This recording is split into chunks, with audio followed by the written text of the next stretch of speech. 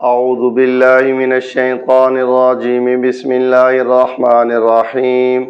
فازلہما الشیطان عنہا فاخرجہما مما کانا فی، پس ورغلایا ان دونوں کو شیطان نے اور نکلوایا اس جنت سے جس میں وہ تھے، اور ہم نے کہا اترو ایک دوسرے کے تم دشمن ہوگے اور تمہارے لیے زمین میں ٹھکانہ ہے ایک وقت تک۔ محترم ناظرین، محترم خواتین و حضرات، پہلا پارہ سورہ بقرہ آیت نمبر 36۔ اللہ تعالیٰ نے اس آیت میں ماں کہ شیطان نے آدم و حوا کو پھسلایا اور ورغلایا، چنانچہ شیطان کا حربہ، اس کا داؤ پیچ اور اس کا طریقہ واردات کیا ہے، اس پر قرآن مجید نے بڑی تفصیل کے ساتھ روشنی ڈالی ہے کہ وہ اولاد آدم کو ورغلانے اور پھسلانے میں کن کن طریقوں سے چلتا ہے۔ چنانچہ سیدنا آدم و حوا کو پھسلانے کے لیے اس کا سب سے پہلا حربہ اللہ تعالیٰ نے ذکر کیا کہ وسوسہ، اس نے وسوسے سے کام چلایا۔ اب رہی بات کہ وسوسہ کسے کہتے ہیں، یہ شیطان کا سب سے پہلا حربہ ہے، اولاد آدم کے خلاف یہ سب سے پہلا طریقہ واردات ہے اس کا۔ تو وسوسے کا معنی یہ ہے کہ انسان کے خیال پر وہ تصرف جما لیتا ہے، اور اللہ تعالیٰ نے اس کو یہ صلاحیت عطا کی ہے جو اولاد آدمیت کے لیے امتحان ہے کہ وہ جہاں بھی بیٹھا ہو وہ انسان کے خیال پر گرفت پکڑ لیتا ہے، اور وہ خیال جب گناہ کا ہو تو وہ وسوسہ ہوتا ہے اور یہ شیطان کی طرف سے ہوتا ہے، اگر وہ خیال نیکی کا ہو تو اس کو الہام کہتے ہیں اور یہ فرشتے کی طرف سے ہوتا ہے۔ یہ سب سے پہلا اس کا داؤ پیچ ہے۔ اور دوسرا طریقہ واردات جس کو قرآن مجید نے تزیین سے تعبیر کیا ہے، تزیین عربی کے اندر تزیین اور اردو کے اندر کہتے ہیں کہ اپنے پروپیگنڈے کے ذریعے، اپنے فریب کے ذریعے برے کو بھلا کر دکھانا، یعنی بری چیز میں کوئی ایسی فوری لذت دکھانا اور نقد فائدے کا جھانسا دینا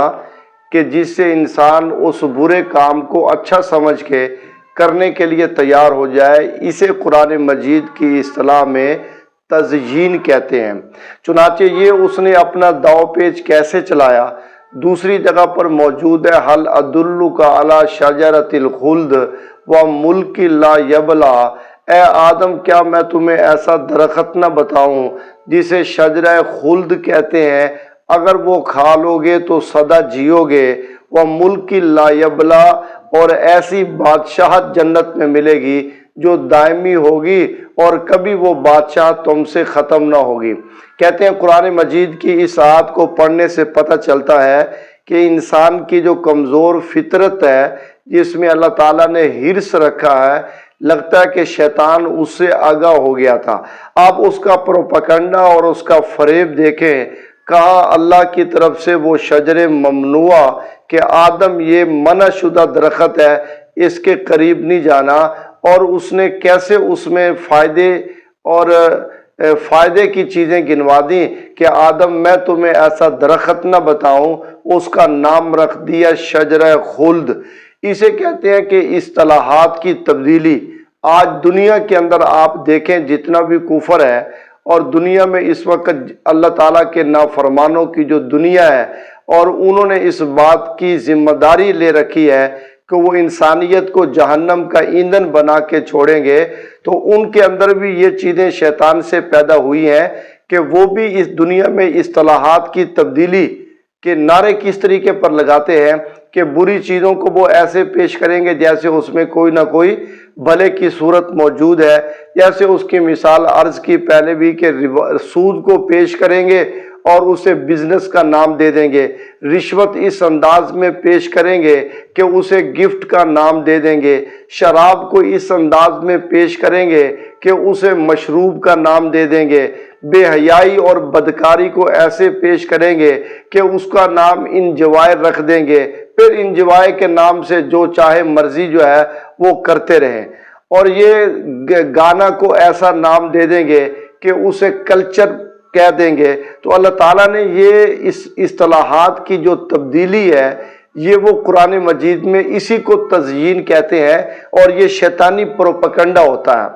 اب شیطان نے دوسرے نمبر سے اس سے کام چلایا، جب آدم علیہ السلام کو اس کے ساتھ بھی وہ نہ ورغلا سکا، اب تیسرا کام اس نے یہ کیا، قرآن مجید نے جو اور جگہ بتایا، وَقَاسَمَهُمَا، آدم و حوا کے سامنے قسم کھا ڈالی کہ انی لکما لمن الناصحین، قسم بخدا میں تمہارا خیر خواہ ہوں۔ اور کہتے ہیں یہ دنیا میں سب سے پہلی جھوٹی قسم ہے اللہ تعالیٰ کے نام کی، اور حضرت آدم علیہ السلام نے جب اللہ تعالیٰ کا نام سنا، اللہ کی محبت میں ایسے اللہ کی محبت جو ہے نا وہ ایسے ان میں کوٹ کوٹ کے بھری پڑی تھی کہ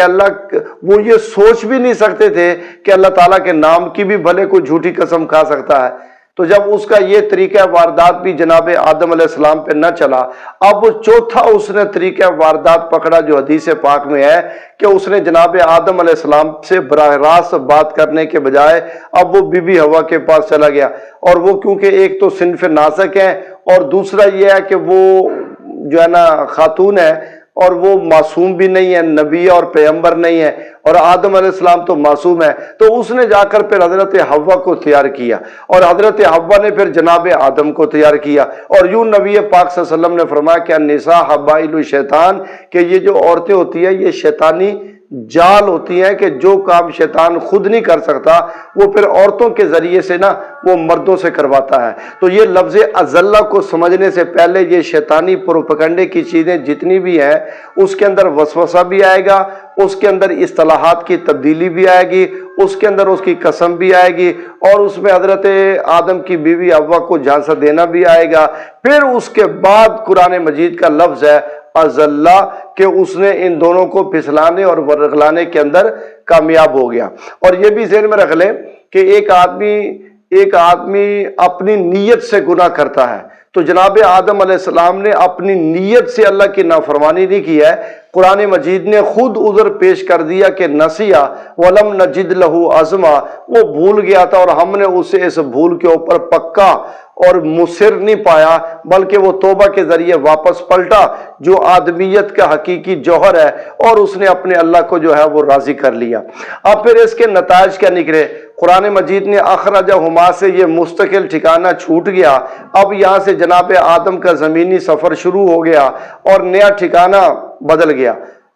اور نیا ٹھکانہ جو ہے نا وہ ان کو مل گیا۔ اور یہ بات بھی سمجھنی چاہیے کہ جو سنگین دشمن کا لفظ ہے نا وہ آپ ایک طرف رکھ لیں اور دوسری طرف شیطان کو رکھ لیں، تو وہ سنگین دشمنی کے جتنے بھی لوازمات ہیں وہ سب آپ کو شیطان میں ملیں گے۔ اور سنگین دشمنی کیا ہوتی ہے؟ جو پرانی ہوتی ہے، یہ پرانا دشمن بھی ہے۔ سنگین دشمنی کیا ہوتی ہے؟ جو موروثی ہوتی ہے، باپ دادا سے چلتی ہے، یہ باپ دادا سے بھی چلی ہوئی ہے۔ سنگین دشمنی کیا ہوتی ہے کہ دشمن جو ہے وہ دوستی کا روپ دھار سکے۔ تو شیطان کو اللہ تعالیٰ نے یہ پروپیگنڈے کا ایسا امام بنایا، یہ ایسا جو ہے نا وہ دشمن ہے کہ یہ دوستی کا روپ بھی دھاپنے کی صلاحیت رکھتا ہے۔ اس لیے تو جناب آدم کے سامنے قسم کھا بیٹھا، اور قسم کھا کر ان کو مطمئن کرنا میں تمہارا خیر خواہ ہوں اور میں تمہارا جو ہے نا وہ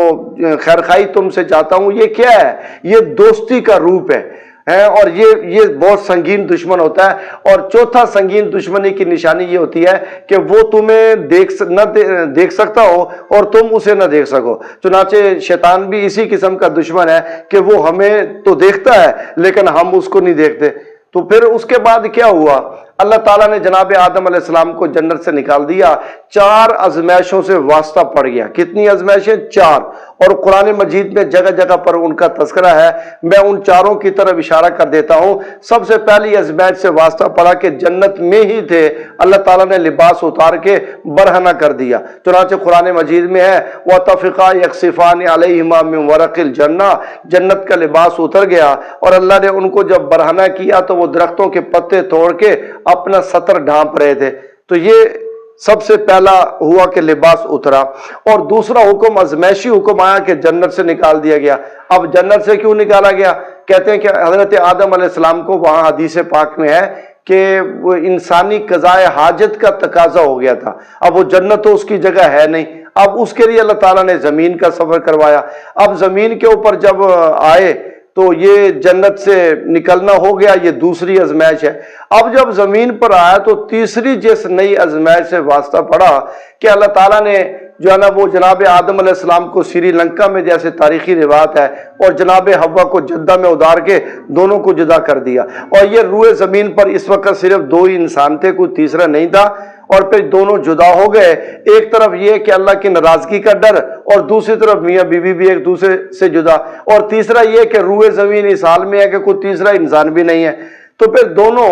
جو ہے نا وہ 40 بر تک روتے رہے، معافی مانگتے رہے، اور حتیٰ کہ 40 برسوں کے بعد یہ عرفات کے میدان کے اندر جہاں توبہ قبول ہوئی تھی، اس جگہ پر آ کر جو ہے نا وہ دونوں کٹھے ہوئے اور ایک دوسرے کو پہچانا، اس لیے اس کو عرفات کہتے ہیں۔ اور جدہ کو جدہ کہتے ہیں کہ جدہ عربی میں دادی اور اماں کو کہتے ہیں، اور وہ حضرت حوا کے اترنے کی جگہ ہے۔ تو یہ تیسری آزمائش یہ ہوئی کہ میاں بیوی ایک دوسرے سے جدا ہو گئے، اور چوتھی یہ ہوئی کہ اللہ تعالیٰ نے فرمایا کہ اب جاؤ تم بعضکم لبعض عدو، اب دشمنی ایک نہیں ہوگی، دشمنی کئی ہوگی۔ ایک اللہ کا امر ٹوٹا بھولنے سے،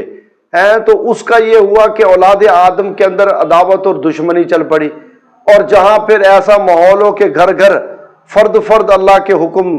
ایک نہیں بلکہ ان گنت اللہ کے حکم ٹوٹنے والے ہوں، تو وہاں محبتیں کیسے آ سکتی ہیں؟ کوئی محبت دکان کی چیز نہیں ہے کہ وہاں چلے جائیں پیسے دے کر وہاں سے خرید کے لے آئیں گے۔ یہ جو اللہ کی عبادت و اطاعت ہے یہ محبت پیدا کرتی ہے۔ ان الذین آمنوا وعملوا الصالحات سیجعل لهم الرحمن ودا، ایمان اور عمل صالح یہ محبت پیدا کرتا ہے۔ نافرمانی اور معصیت یہ آپس کے اندر عداوت پیدا کرتی ہے۔ تو اللہ فرمانے پہلے ایک دشمن تھا، اب یہ جو تم سے بھول کے امر ٹوٹا ہے تو اس کی وجہ سے اولاد آدم کی اب آپس کے اندر بھی دشمنیاں چلیں گی۔ ہاں زمین پہ چلے جاؤ، اب یہ کہ تمہارا جانا وہاں کوئی مستقل ٹھکانہ نہیں ہے، وہ میں نے تمہارے لیے ایک ٹھکانہ بنایا جسے مستقر کہتے ہیں، لیکن متاعن الہین، وہ ٹھکانہ بھی عارضی ہے، عارضی ٹھکانہ۔ اور پھر اس میری بھیجی ہوئی ہدایت کے مطابق اگر تم عمل کرو گے، اس امتحان میں سرخرو ہو جاؤ گے، تو واپس تمہیں پھر اس